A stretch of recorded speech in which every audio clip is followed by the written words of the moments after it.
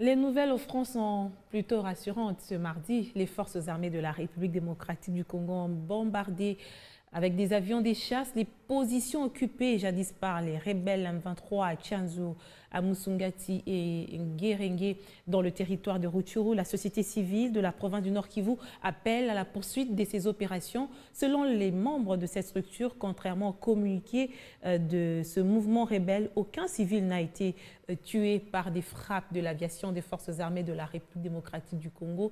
Selon Placide Nzilamba, des grandes pertes ont été plutôt signalées dans les rangs du M23. Nous avons été alertés par nos populations qui vivent dans la zone et qui étaient en train d'affirmer qu'il y a des frappes sur les positions du M23 parce que le M23 s'organisait encore pour continuer avec la guerre.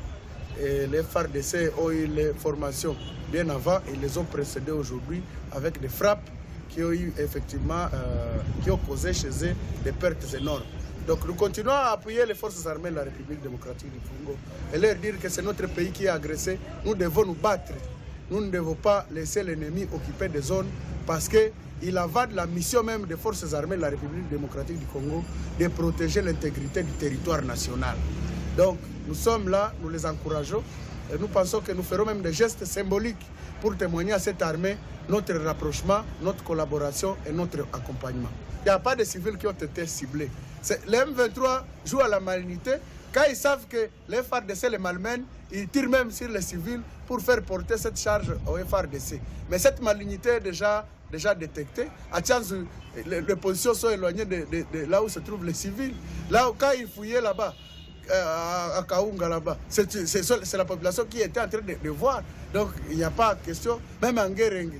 En Ngerenge, c'était dans la forêt où ils ont été frappés. Donc nous encourageons d'autres frappes et multi-frappes jusqu'à ce que cette guerre soit foudroyante, totale et rapide pour libérer nos espaces sous l'emprise de l'ennemi.